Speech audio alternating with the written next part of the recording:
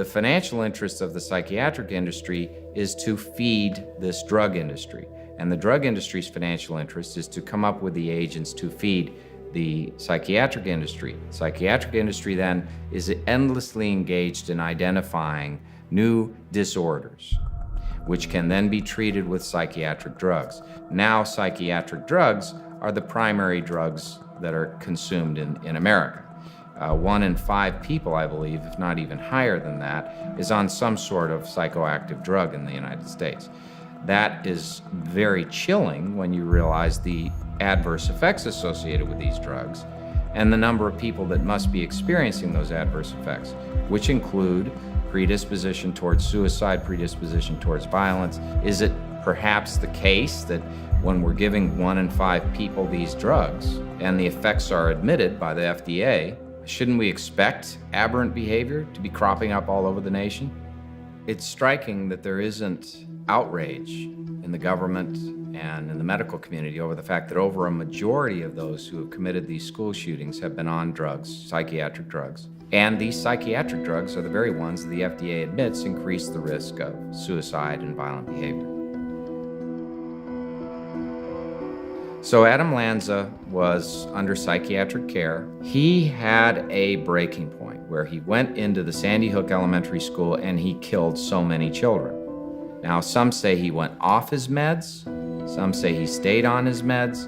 There's a strong public interest because we're talking about kids who appear to have problems of one kind or another, but there is no pattern in the sense of them having a clear connection. Well, maybe the pattern is in the drugs they're being given. When we got involved on behalf of a group there that was interested in finding out the cause, we suddenly discovered that the coroner's office would not release any information that was of any significance.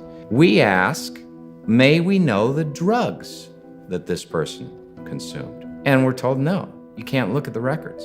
Said to be because they're protecting privacy interests. Privacy interests of who? Not the person who's dead. Privacy interests of the family? There are no privacy interests left. The family's interests have been extinguished by the acts of the person who've committed this heinous crime resulting in the death of all these kids. This is a public crime of momentous significance to the entire community, and we're researching to determine what caused him to do this. We want the records. The records are now not subject to any privacy protection.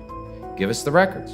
We won't give you the records. So we sued the state and we sued the coroner's office and we asked them to produce the records. During the course of that proceeding, statements were made that were rather shocking. The assistant attorney general in the Lanza case argued to the administrative law judge that it would be harmful to the public to allow the information about Lanza out because it might cause people to not take their psychiatric medication. And that kind of argument is ridiculous. We don't deprive people of access to information. We defend their First Amendment right to access to information, and we depend upon them to decide what's in their own best interest. But against that is this huge financial interest of both the psychiatric community and the drug industry. If this did not exist, if there wasn't this huge lobbying presence, I strongly suspect that the coroner's offices would release the information to the public. I strongly suspect that there would be a thorough investigation on the state and national level. But in the case of these people, there's this enormous interest in suppression of information and censorship. Why would they do that?